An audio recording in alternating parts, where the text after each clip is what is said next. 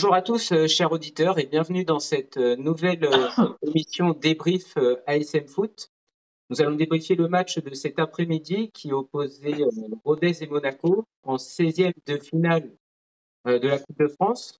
Pour cela, je serai accompagné de Laetitia, de Manu et de Florian. Bonsoir à tous. Bonsoir. Pour la petite histoire, pour ce maillot violet, j'ai perdu un pari avec Manu, donc même si je ne l'aime pas, je suis obligé de le porter. Voilà, puis pour la vidéo, le format, malheureusement, on est obligé de faire ça par téléphone parce que petit souci de connexion. Voilà, donc nous avons gagné 3 buts à 1. Alors, Rodez, le match était à 17h30.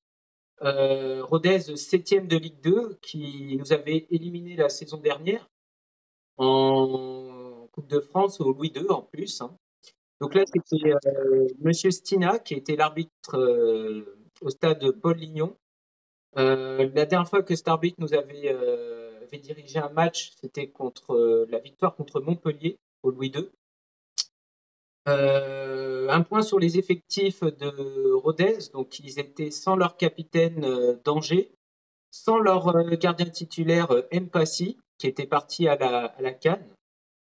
Alors moi, j'ai une petite question à vous poser. Est-ce que vous pourriez me dire la composition de l'année dernière qui avait opposé Monaco à Rodez au Louis II?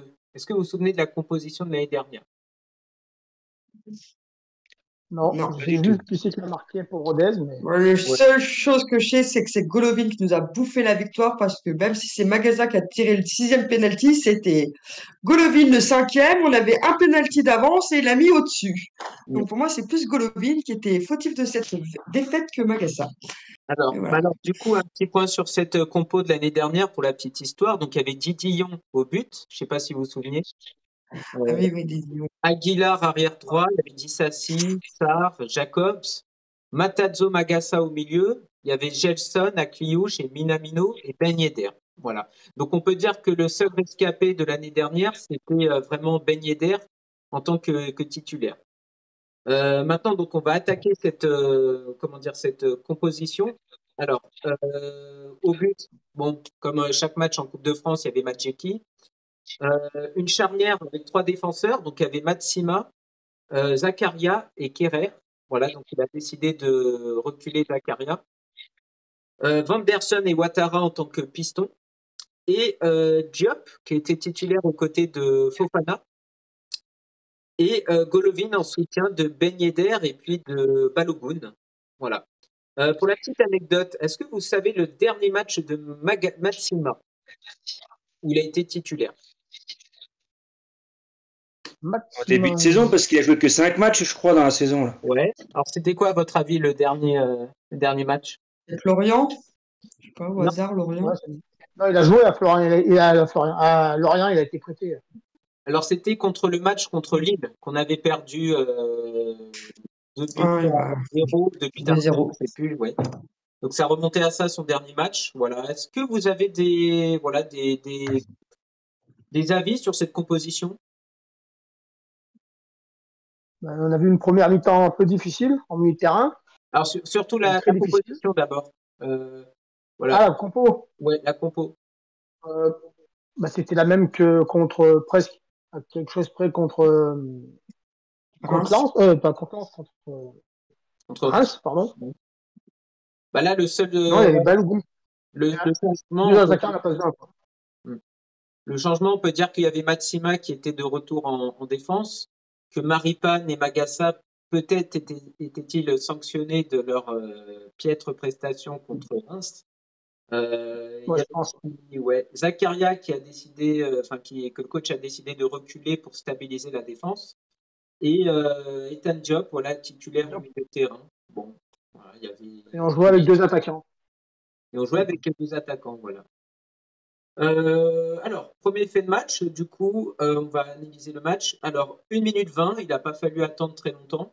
Voilà, 1 minute 20, un coup franc de Rodez. Et déjà, Rodez a failli marquer avec un joueur qui est trop court pour placer sa tête et tromper Madjeki. Mais déjà, ça fait 1 minute 20, le ton est donné. Après, on a 4 minutes 5, on a encore une occasion. Donc, voilà, c'est Ouattara qui est assez malmené à gauche. Je ne sais pas si vous avez vu, donc il s'est fait assez malmener. Et 3 centres dans la surface. Et après, il y a Madjeki qui fait encore un bel arrêt. Mais déjà, au bout de 5 minutes, voilà, c'est Rodez qui donne le ton. Voilà, vos avis? J'ai trouvé Ouattara très offensif, première mi-temps. C'est vrai pour que ça que nous a fait défaut. Uther lui a dit d'un peu plus de redescendre à un moment donné. Ouais, c'est vrai qu'il laissait trop Kerrer un peu tout seul voilà, couvrir ses arrières, mais le souci, c'est que ça a déstabilisé la défense.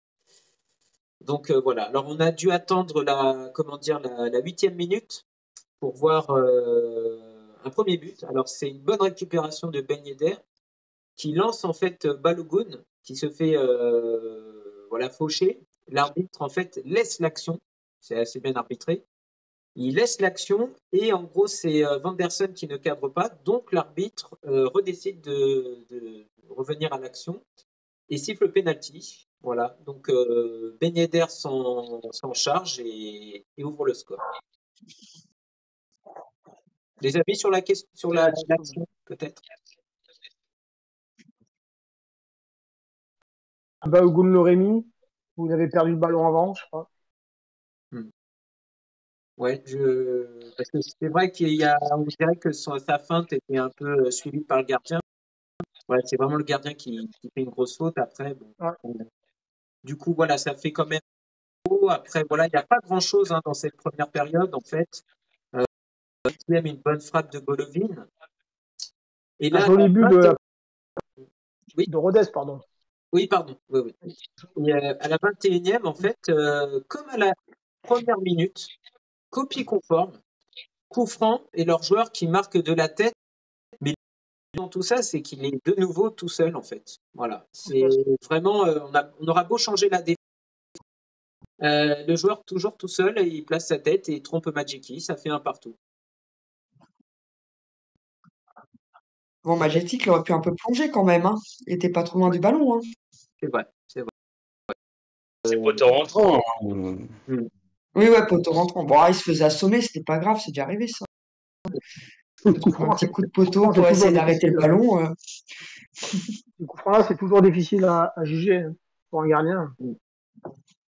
Non, voilà, bon, on va dire que c'est quand même la défense qui ne suit pas, enfin, ou du moins l'équipe, ça fait quand même deux coups francs où le joueur se retrouve tout seul à chaque fois et c'est pas une nouveauté, c'est vraiment répétitif cette saison. Enfin voilà, du coup, Rodez égalise partout. Voilà. Dès la 27e, il y a un carton jaune pour Kerrer déjà. Et en fait, on va s'apercevoir que cette première mi-temps est vraiment limite de la pure. En fait. C'est dégueulasse. Ouais, c'est ça. Après le but, on s'est ennuyé, mais comme pas possible. En faisant tir. Ouais. 2 tirs cadrés, je crois, et 4 en tout, mais bon, voilà quoi. C'est dégueulasse, quoi. Ouais, ça veut tout dire. Donc, on va aller à la mi-temps. Donc, en gros, à la sortie, Uther décide de faire un changement et de faire entrer Akli à la place de Diop. Donc, choix très offensif. Alors, en fait, on ne sait pas trop si est redescendu à côté de Fofana ou est-ce qu'il est relayeur ou à gauche. C'était un peu, voilà. Mais une entrée qui nous a fait beaucoup de. Voilà. Et c'est vrai que Diop, cette première période a été assez difficile pour lui. Je sais pas qu'est-ce que vous pensez de sa prestation. Après, il n'a pas joué beaucoup. Pas faux. Il n'a pas joué beaucoup et puis ouais, c'est vrai que après c'était l'occasion. Non, autant que la fin de saison dernière, il s'est démontré sur les peu de jeux, autant que là, cette saison, je trouve que voilà, face à OA, il rentre, il donne un penalty. Face à je sais plus qui, il rentre, il se prend direct un carton jaune. Là, on l'a pas vu du tout lors de la première mi-temps. Donc, je sais pas si. C'est pas le même que l'année dernière, Diop, pour moi. Ouais, c'était contre le Havre où effectivement il entre et il fait déjà un penalty. Voilà, donc compliqué, mais bon voilà, Akliouche entre et puis on voit que voilà, il fait beaucoup. Et 49e, Ben Yedder, voilà, c'est un but de Ben Yedder et Balogun que Akliouche justement lance en profondeur. Hein, ils utilisent la vitesse de Balogun. Encore une fois, bah lui, il se fait un peu sécher hein, comme il faut, minutes au sol. Et là, c'est Ben Yedder qui a bien suivi et qui marque de nouveau le 2 buts à 1. Ben Yedder, du coup, qui est quand même à 4 matchs titulaires en attendant le 3e but. Donc, on a retrouvé quand même notre capitaine, notre buteur, notre leader. Ouais. Voilà, Ça fait du bien. Voilà, de nouveau titulaire, beaucoup de bien. Voilà. Après, du coup, on va passer à la 56e. Donc, on voit que Monaco a quand même la domination. Ce 2e but à rentrée des vestiaires fait quand même beaucoup de mal à Rodez. Et là, 56e, pareil, centre de Ben Yedder, centre de Ouattara sur Ben qui a inscrit son triplé. Super combinaison aussi, un super centre de Ouattara. Qui a beaucoup centré ce soir. Bah, comme Lens, hein, qui avait fait un super centre également. Ouais. Donc, le même. Hein. 2-1, donc Rodez voilà, qui est un peu assommé. Et puis en fait, après, on assiste à des combinaisons de la part de. Voilà, des petites combinaisons entre Golovin, Fofana, Ben Yedder, Akliouche, Balogun, tout ça. Mais globalement, plus rien ne sera fait. Et justement, c'est dans les Rodez va pousser. Voilà, ils vont essayer de sauver l'honneur. Hein, mais malheureusement, voilà, pour eux, il n'y aura rien qui sera fait. Donc, on porte 3 buts à 1. Voilà, match maîtrisé période, hein, je sais pas. Qu'est-ce que vous avez pensé? Il y a une occasion Comment? Il y a une occasion pour Balogun qui fait une passe d'ailleurs. Oui, puis ouais, ça a failli partir en sortie de but derrière. Non, c'est Anderson. C'est quand il a une passe et que c'est Ben Yedder, je crois, qui est devant et qui. Bah, il y a une frappe où il fait tellement loin que ça va pas jusqu'à Ben Yedder et il y a une frappe, c'était proche de la sortie de but et c'est Anderson qui la rattrape. Il a fait deux. Non, à un moment, quand il est sur le côté, à un moment, il fait une passe alors que s'il frappe aussi bien, il la cadre. Et finalement, bah, il décide de la passer, ouais, de centrer et tout le monde la rate. En fait. D'un pied, mais bon. Et il aurait pu tirer, même renfermer après. Ouais, voilà, ouais. Mais bon, après, il aurait tiré, il l'aurait mis à côté. Ouais, justement, est-ce qu'il lui a pas été. Bon, je sais que le buteur veut marquer, mais est-ce qu'il n'a pas été reproché de jouer un peu plus solo des fois aussi? Peut-être il a voulu voilà, la jouer collective. Il y a eu du mieux à Lens, quoi. Ouais, il y a eu du mieux en deuxième mi-temps déjà. Voilà, donc non, voilà, victoire 3 buts à 1, donc on passe au tour suivant. Donc l'arbitrage en globalité a été bon, il n'y a rien à dire. Un truc aussi. Bravo aux supporters. C'est correct.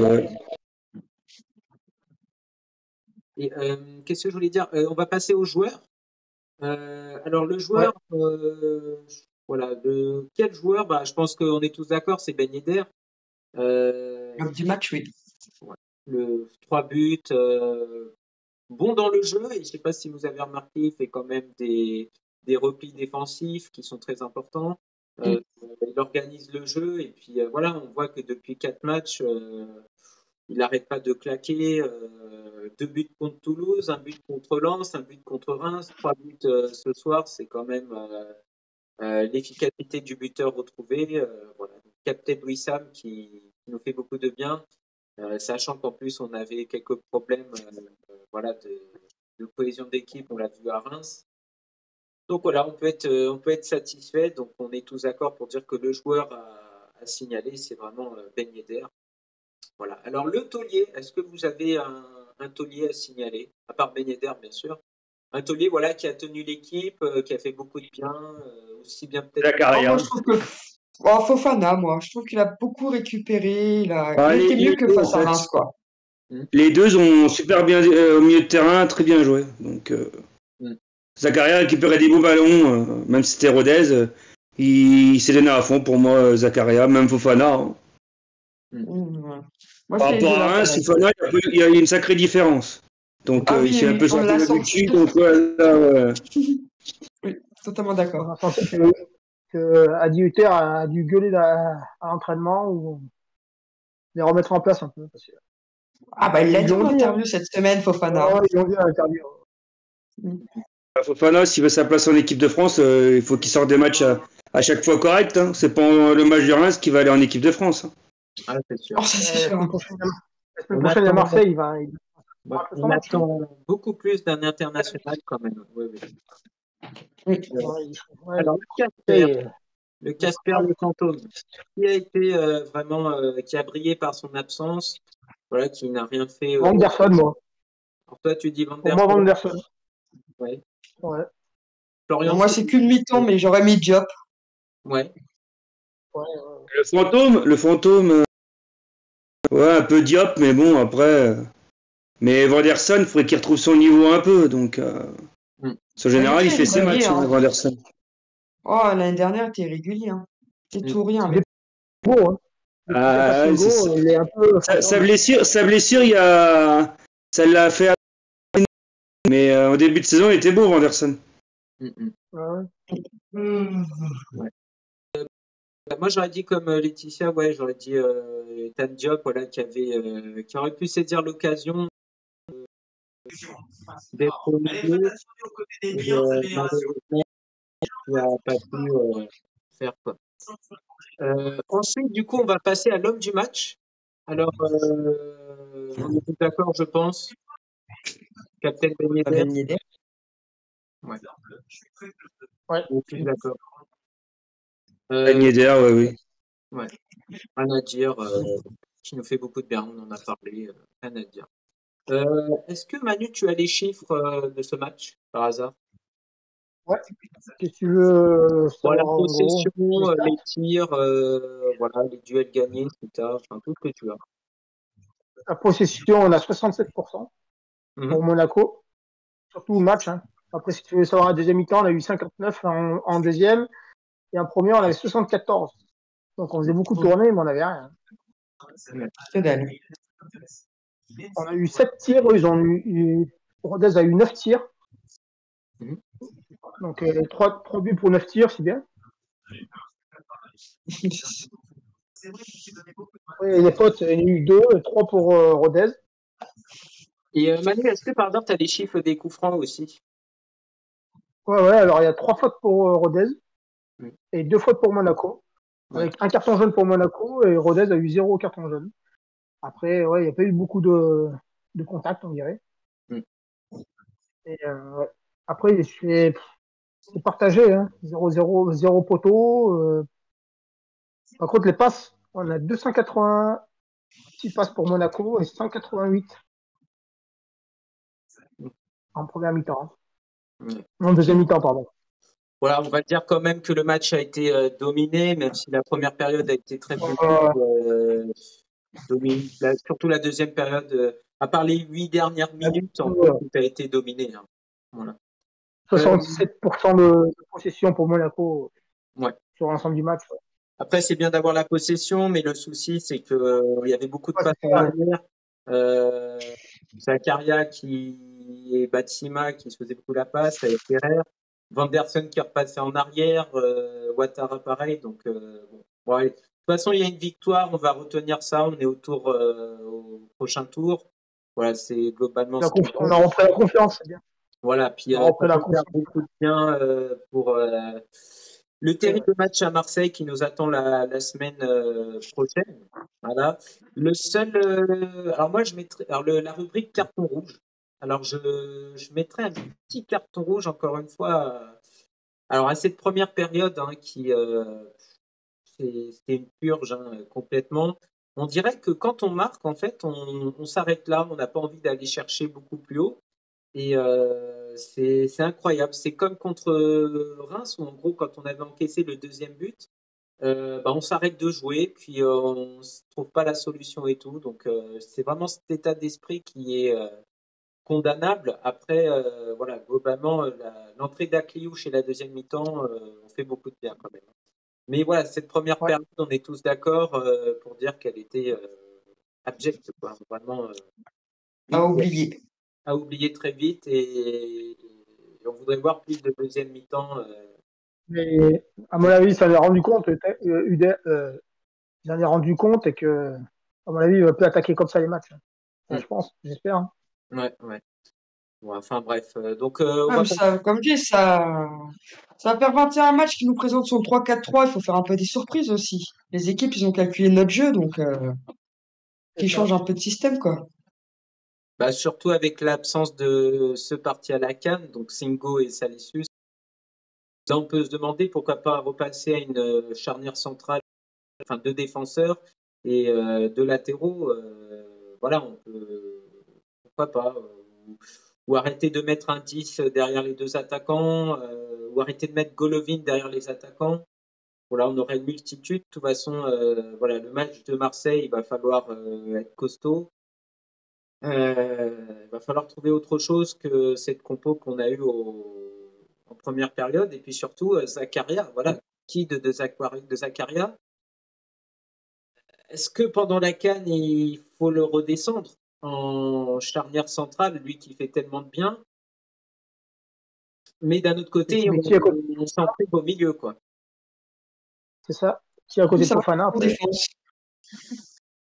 Et qui mettent à côté de Fofana, parce que on a vu que Diop, voilà, c'est encore un peu bon potentiel, mais trop tendre pour être titulaire. Et voilà, on l'a vu avec Matazzo qui n'est pas encore revenu. Là, au milieu de terrain, Magassa, pourquoi pas mettre Magassa au milieu, mais je pense qu'Hutter le veut vraiment en défense centrale. Donc j'ai envie de vous dire, pourquoi pas tester Golovin en tant que relayeur, voilà, mettre vraiment Fofana en tant que 6 et Golovin en espèce de relayeur. Pourquoi pas, à voir, parce que là, le match à Marseille va vraiment être costaud. Hein. Vos pronoms, alors. Non, déjà, il y a... Oui, Laetitia, tu voulais dire quelque chose? Non, j'allais juste dire que face à Marseille, pour moi, il y a déjà une bonne nouvelle, il n'y a pas Gigot, vu que Gigot, à chaque fois, il marque contre nous. Ouais. C'est déjà une bonne nouvelle. Ouais. Il est suspendu pour le match, c'est déjà bon. Ouais, mais Gigot, il marque à chaque fois face à nous, il m'énerve, lui. Mais leur attaquant, il est pas à la CAN, justement? Non, apparemment non. Ah, d'accord. Ouais. Après, ils ont quand même Harit, Lodi qui est parti. Il y a Harit et Wani qui sont à la CAN. Il y a qui d'autre qui n'est pas là? Chancel Mbemba, je crois qu'il n'est pas là aussi. Young, il fait pas la CAN? Non, de Gabon n'est pas qualifié. Non, ils ne sont pas qualifiés. Ah ouais, d'accord. Il y a qui je voulais... bien sûr, ça. Il y a le Marocain, Wani, là. Ouais, les Marocains. Celui qui était à Angers avant, là. Leur ailier Sarr aussi, qui a fait une belle prestation d'ailleurs avec le Sénégal hier. Voilà, donc d'ailleurs on félicite Diatta et Jacobs d'être qualifiés pour le prochain tour. Voilà, là ils vont se battre pour le dernier, la première place du groupe. Et voilà, les deux sont titulaires. Voilà, titulaires au sein d'une charnière. Alors il y a Koulibaly et Diallo. Diallo, vous savez, c'était l'ancien monégasque. Et après, Jacobs et Diatta sont les deux latéraux. Voilà. Donc, espérons que cette CAN leur fasse beaucoup de bien. On a vu que Camara, par contre, il n'a pas joué. Il ne joue pas ce soir. Ouais, il est toujours blessé, apparemment. Il n'est pas sur la feuille de match, j'ai regardé. Ouais. Quelqu'un des deux de Singo qui était sorti à la mi-temps. Ouais, il est rentré avec la Côte d'Ivoire. C'était Serge Aurier qui était titulaire. Ah ouais, il a fait des bouts de match à chaque fois, donc. C'est ça. Mais il n'était pas blessé, heureusement. On l'espère, hein, c'est notre meilleur recrue avec Zakaria, notre taulier en défense. On n'espère pas qu'il soit blessé. Et là, Minamino, par contre, lui, qui a eu une défaite contre l'Irak. Un peu une surprise, hein, vu que le Japon, c'est quand même une grosse équipe. Donc là, je crois qu'ils vont affronter. Ils ont perdu, deuxième journée. Mais bon, ils vont se qualifier. Hein, oui. Contre le Vietnam, je pense que voilà, c'est. Non, c'est le dernier match, c'est contre l'Indonésie. Ah d'accord, ok. Alors c'est le Vietnam qu'ils ont déjà affronté, je crois. Ils ont battu le Vietnam 4-2 et là, je sais pas, ils ont mal joué. J'ai pas vu le match, mais ils ont perdu 2-1. Mais ils vont finir deuxième ou premier de la poule. Mais bon, après. Même la Corée aujourd'hui, ils ont fait 2-2 contre un petit pays. Donc. Que de surprises. Après, il faut espérer que début février, que le Ghana se fasse éliminer, qu'on récupère Salissou. Ouais. Ils ont qu'un point là, le Ghana. Salisu d'ailleurs qui apparemment ne sort pas des gros matchs avec le Ghana. C'est assez compliqué. Non, mais il joue, donc il s'est pas blessé, c'est le procès. On croise les doigts. On aura besoin de lui parce que notre défense, est vraiment, en ce moment, c'est la charnière. Surtout qu'en plus, Maripane, apparemment, d'après les dernières échos, reste sur d'autres défenseurs centraux. Donc Maripane est bien parti pour rester. Et, oui, parce que Brassier de Brest, ils veulent pas le vendre en cours de saison. Donc, voilà. Le dossier est fermé, comme a dit leur directeur sportif. Ouais. Au match de Rodez. On va au prono. Les pronos, alors moi j'avais pronostiqué 2-1, il y avait Manu qui avait dit 2-0, Tom avait dit 5-2 et Laetitia avait dit 3-4-0. Donc bon, il y a eu 3-0. Ouais, bah là c'est vous deux qui êtes plus proches du score que nous. Hein, bien joué à vous. Prochain match à Marseille, le samedi prochain à 21h. Ouais. C'est sur Canal. Sur Canal. Et est-ce que, Manu, tu avais peut-être des anciennes confrontations à nous dire sur l'année dernière? Ouais. Au Vélodrome, il y avait un partout, je crois, c'est ça? Il y a eu un partout. Vous savez qui c'est qui a marqué? Non, moi j'avoue, j'ai. Ben Yedder, je crois. Non. Je sais plus c'est qui. C'est un but contre son camp de Klaus. Ah oui, d'accord. Ok. Et pour Marseille, c'était qui? L'année dernière. Et pour Marseille, attendez, je vais vous le dire, c'était.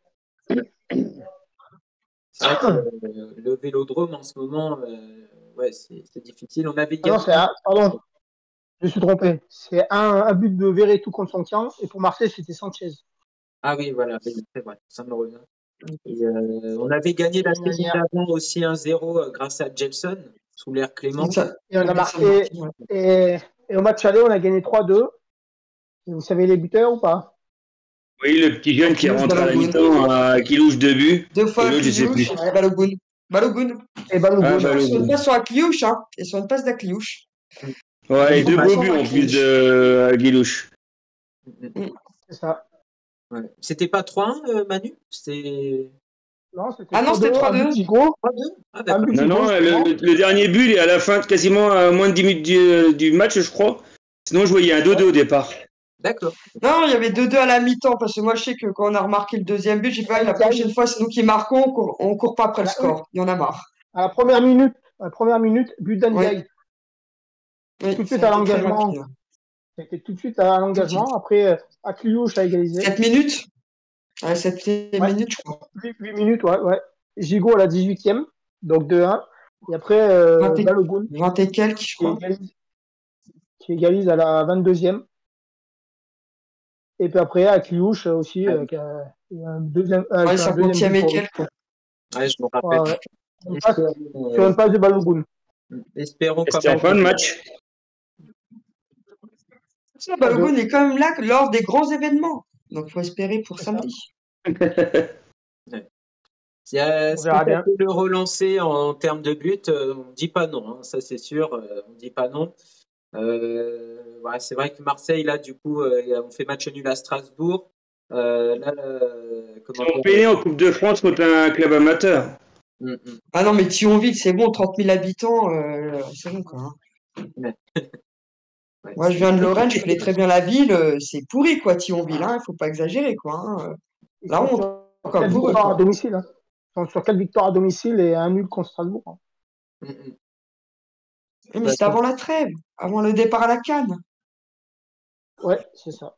Ah, il y avait Pape Gay aussi, leur milieu de terrain, oui, qui est parti à la CAN aussi, me semble-t-il. Donc, ils sont autant voilà, amputés que nous, hein, de joueurs. Euh, pour éliminer vraiment un concurrent, je pense. Très important. Ouais, On va creuser très l'écart. Très important. Très important parce qu'il y a un PSG Brest. Mhm. Ouais. Un PSG Brest. Donc on pourrait repasser devant en cas de victoire. Il ne faut pas perdre des points sur Nice. La Nice, journée ils sont d'après, il y honnêtes, je a. pense. Puis même, là, la journée d'après, il y a un Nice-Brest. Aussi, ouais, il y a Lyon-Marseille. Il y a un C'est Lyon-Marseille, donc.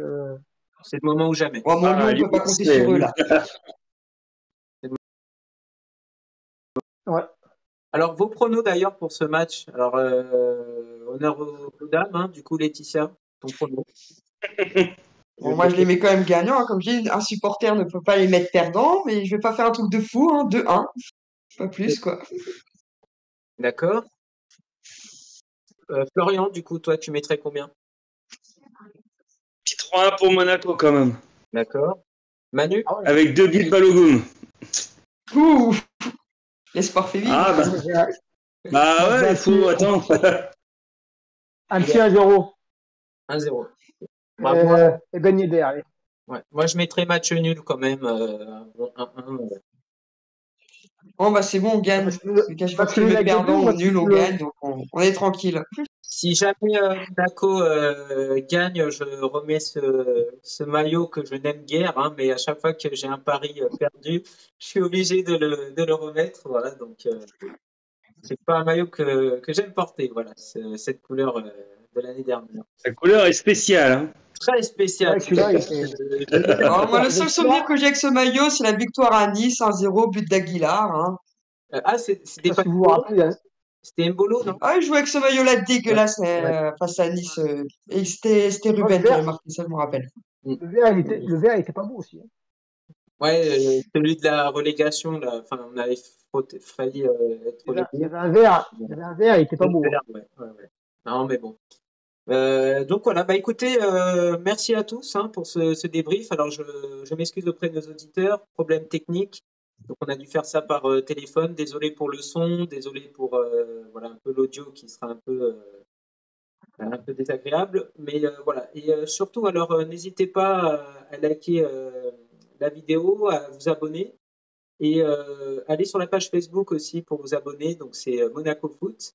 Et si par hasard, voilà, je fais une petite annonce, si jamais il y a des supporters qui veulent se joindre à cette chaîne, vous seriez les bienvenus. Voilà, on démarre, on est un petit groupe, donc c'est vrai que le temps qu'on démarre, ça va prendre un peu de temps, mais si jamais il y a 2-3 personnes qui seraient intéressées, vous serez les bienvenus. Voilà. Donc merci à tous et puis bonne soirée à vous tous et puis à la semaine prochaine pour le débrief de Marseille. Voilà. Bonne soirée à tous. Au revoir. Au revoir. Au revoir.